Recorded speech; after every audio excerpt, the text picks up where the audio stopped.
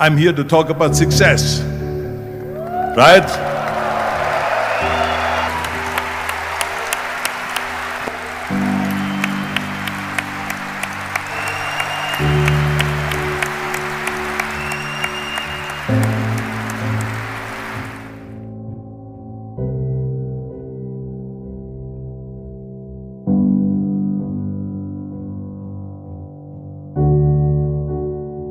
Now let me get right away to the first rule of success. The first rule of success is to have a vision. You see, if you don't have a vision of where you go, and if you don't have a goal where you go, you drift around and you never end up anywhere. It's like you can have the best ship in the world, you can have the best airplane in the world. If the pilot or the captain doesn't know where to go, it would just drift around. It would not end up anywhere, or most likely in the wrong place. So I was very fortunate that I stumbled onto my vision. I mean, as you know, I was born in 1947 in Austria after the Second World War. And I didn't really like Austria when I grew up. I couldn't wait to get out of there. I couldn't see myself becoming a farmer or a worker in a factory or anything like that. Even though my parents wanted me to stay there and have a normal life. My father wanted me to become a police officer like he was. My mother wanted me just to stay there and marry a girl and have a bunch of kids. But that was their vision, not mine. My vision was totally different. I felt that I was born for something special, for something unique, for something big. So I was searching. Then one day I went to school. I remember I was 11 years old, and they showed a documentary about America and all of this stuff, and I said to myself, that's where I want to be. I don't want to be around here with these little farmhouses and these little buildings and everything is old. I want to be in America. But now the question was just, how do you get to America? In those days, it was a very expensive trip. It's not like today. So again, I was very fortunate that one day after school I walked by a store in Graz. And it was the only store that really sold kind of American stuff. So I went inside and I looked around and I looked at this stuff, and then I saw a magazine. I saw a bodybuilding magazine that had Reg Park on the cover.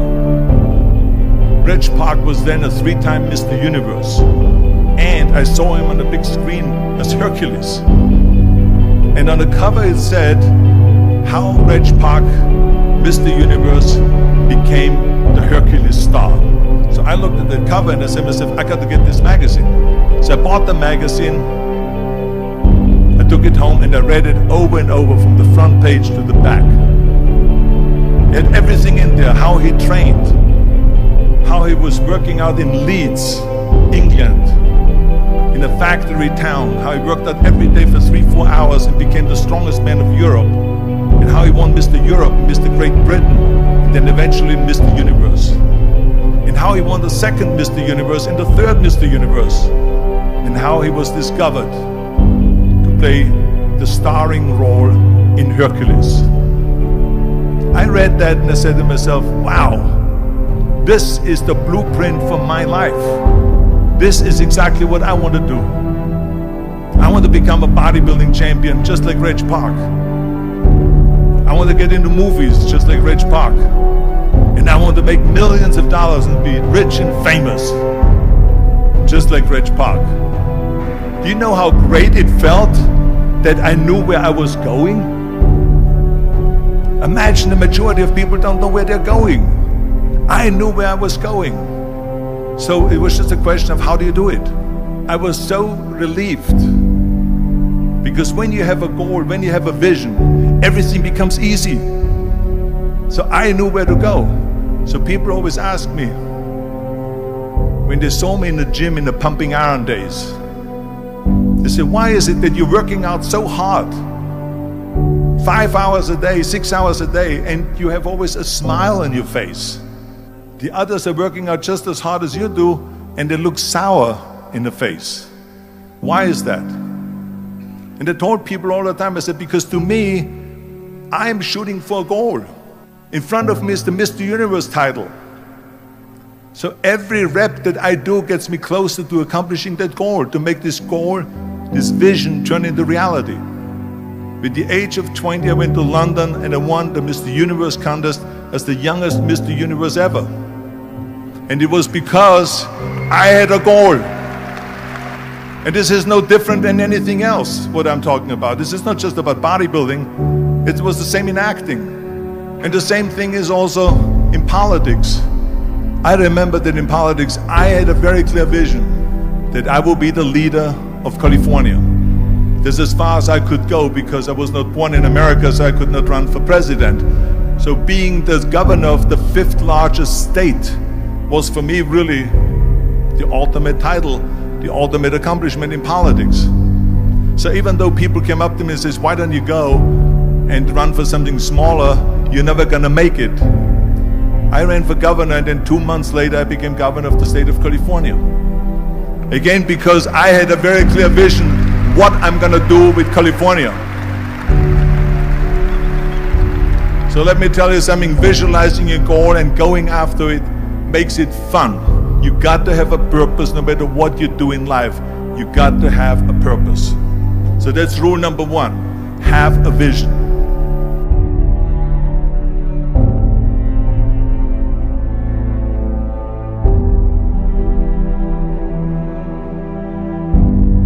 Rule number 2 is, don't listen to the naysayers. Everything I ever did, the thing that I heard out of people's mouth was, that's impossible. That can't be done. Or no. I remember when I wanted to be a bodybuilding champion, including my parents and everyone else around me, said this is impossible. That is exactly what I heard, and of course I proved to the people that it can be done. So whenever someone said to me, it can't be done, I heard it can be done. When they said no, I heard yes. And when they said it's impossible, I heard it is possible. Because I am a strong believer. I'm a strong believer what Nelson Mandela said, that everything is always impossible until someone does it. Well, I'm gonna be the one that said to myself, I'm gonna do it and I'm gonna show it to them. Maybe it has never been done before. That's perfectly fine with me. But I'm gonna do it. And I did not listen to the naysayers. The same was also when I went into not just in bodybuilding, they said no. When I wanted to come to America, when I wanted to go to America, they said it's impossible. There's no money that you have to fly even over there. You have no money when you go over there to live with. And what do you think, they're gonna wait for you? They have plenty of big bodybuilders over there. It was all no, no, and it can't be done, it's impossible. And I remember then that the same thing happened also when I went into the show business. I won 13 World Bodybuilding Championships altogether, and now I said to the agent, the Hollywood agent, I want to get into movies. He said, that's funny, Arnold. I asked a studio executive, I say, I want to get into movies. I want to be a leading man. He started laughing. So they all say it's impossible. I said, why is it impossible? He says, because look at how big you are. You weigh 250 pounds. Hercules bodies and muscular bodies weighing 20 years ago. And then they told me, says, and your accent, even if you reduce all your body weight and everything and have a normal body, I said, your accent, I mean, it will go give people a goosebumps. With the German accent, it will get people the creeps. They will get scared. He says, no one in Hollywood ever has become a leading man that had an accent. That's the kind of stuff that they heard. They said, no, you see, it's impossible. And plus your name who can pronounce Schwarzen Schnitzel or something like that. No one can pronounce that, so forget about it, Arnold. This is the kind of thing that I heard. Now that's very encouraging, isn't it? But you know something? I didn't give a shit. I said to myself, in bodybuilding I worked out 5-6 hours a day. I'm gonna do the same thing now for acting.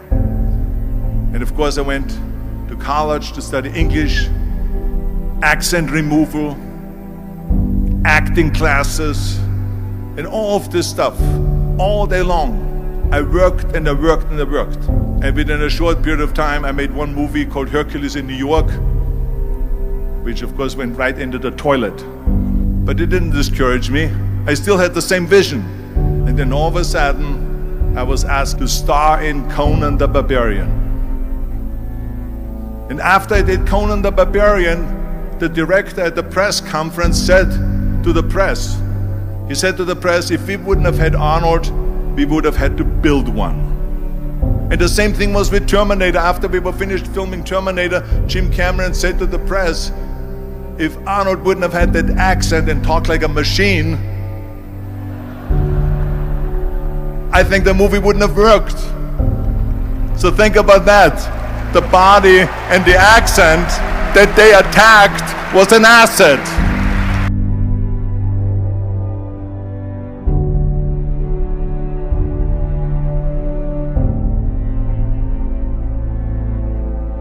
And the next thing, the third point that I'm going to make to you is work your ass off. There is no magic pill. There is no magic out there. You cannot get around. You have to work and work and work. And it drives me crazy when people say they don't have enough time to go to the gym for 45 minutes a day and work out. Or to do something for 45 minutes to an hour a day to improve. If it is physically improve or if it is mentally to improve.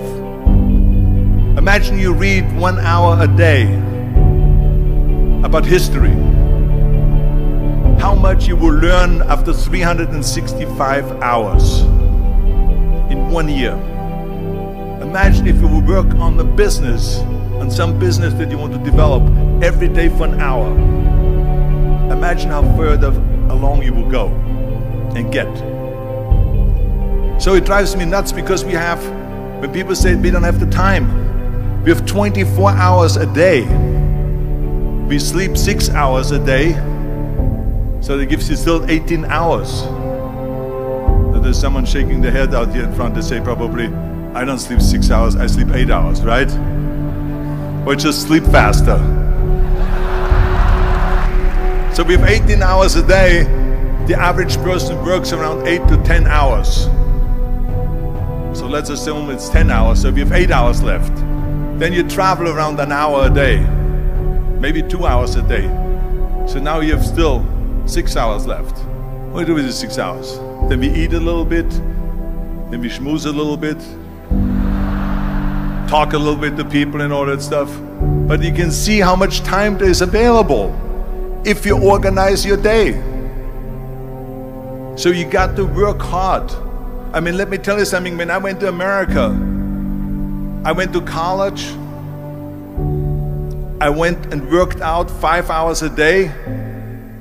And I was working on construction. Because in those days in bodybuilding, there was no money. I didn't have the money for food supplements or anything. So I had to go to work. So I worked on construction. I went to college. I worked out in the gym, and at night from 8 o'clock at night to 12 midnight, I went to acting class 4 times a week. So I did all of that. There was not one single minute that I wasted. I became very friendly with Muhammad Ali in the 70s. And Muhammad Ali worked his butt off. And I saw it firsthand. And I remember that there was a sports writer that was there in the gym when he was working out and he was doing sit-ups. And they asked him, how many sit-ups do you do? And he said, I don't start counting until it hurts.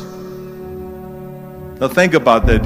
He doesn't start counting his sit-ups until he feels pain. That's when he starts counting.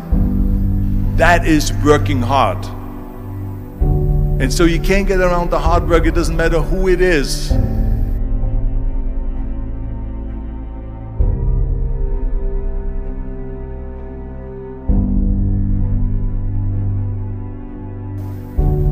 Well, I hate plan B. But when you start doubting yourself, that's very dangerous.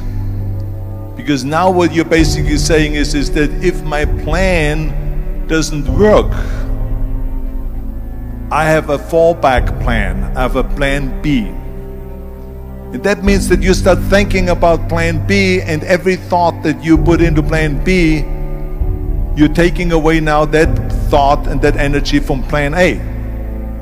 And it's very important to understand that we function better if there is no safety net.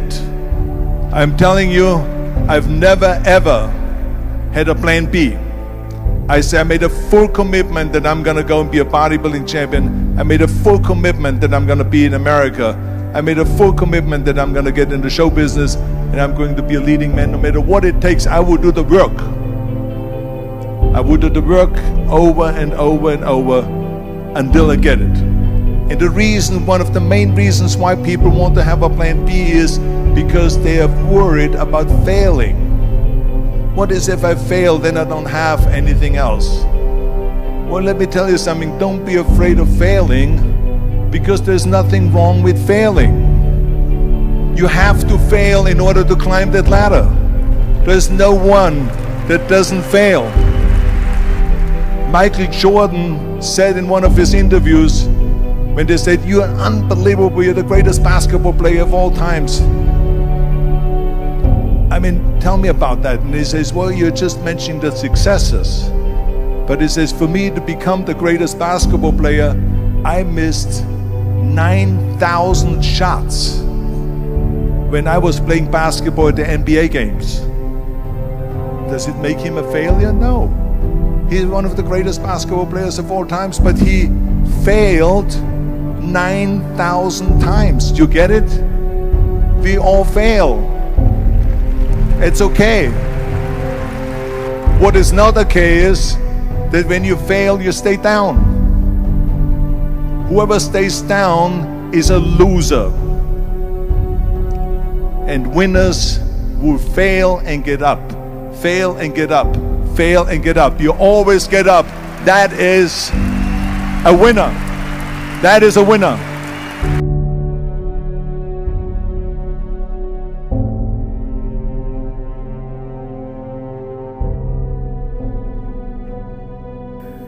This is one of my 6 rules to success.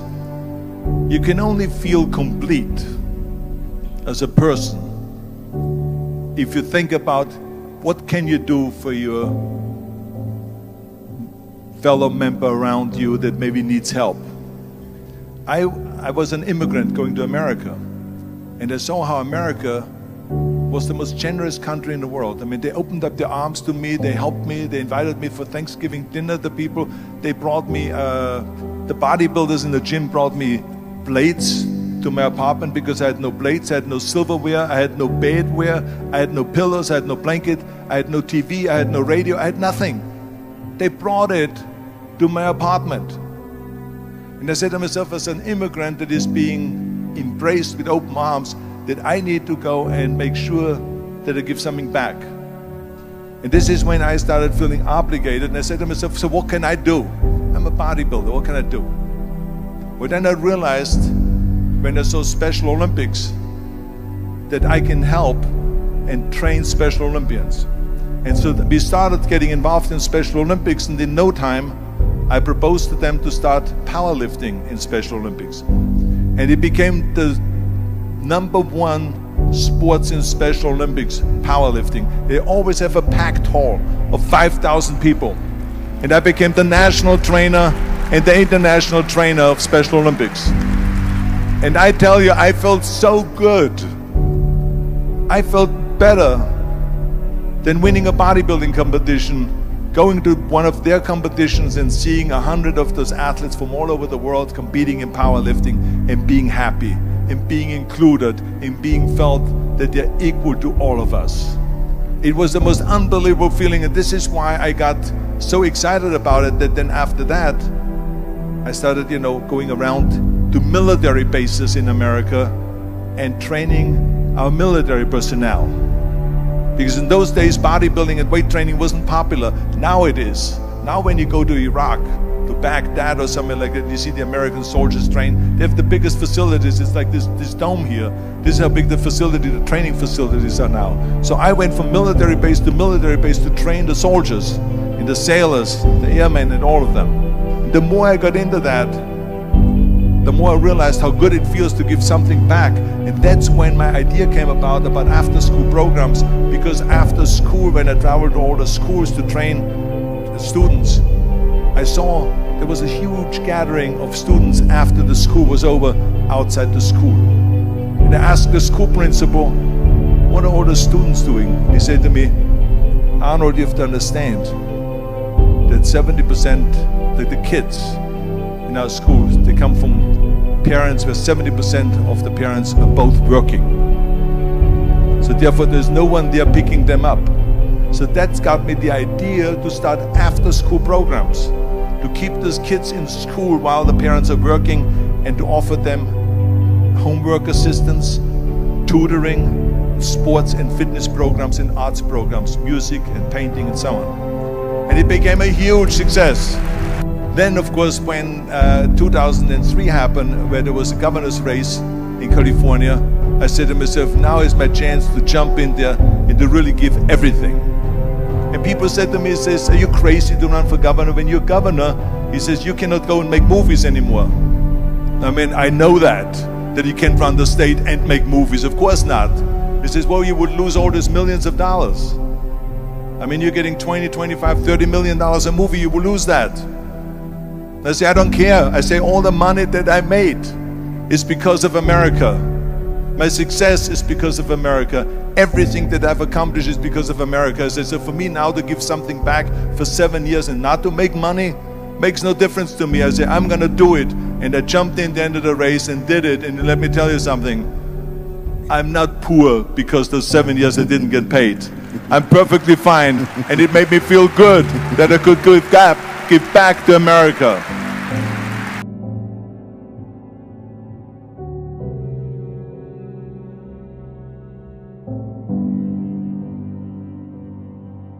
Well, I think that every day we are benefiting from someone helping us. That's why I said earlier, there's no such thing as a self-made man. I mean, when you think about it, you're born and you need your parents to raise you. You need your teachers to teach you. You need your coaches to do sports. And so when I think about back of the people that helped me, I remember that everything I did always needed help. Think about it when someone says, Arnold, you're the greatest self-made man. I said, you can call me anything you want, but don't ever call me self-made man. I said, because I did not get to that point by myself. I mean, think about just to be successful in the movies. The only one that makes you successful in the movie is the people that go to see the movie. So how can you say to your self-made man when you need millions and millions and millions of people all over the world to go and see your movie? So people, then the press looks at it and says, this guy is a big box office success. It's the people, it's you. Imagine if Jürgen and I both think that we're self-made people and this hall right now is empty. No one here. Do you think this will be a successful conference? No. Who makes it successful is not him and me. We are just one little molecule that is added to the equation. But you are the ones that make this conference a successful conference. So thank you all of you for being here today. You are the ones that is making it big.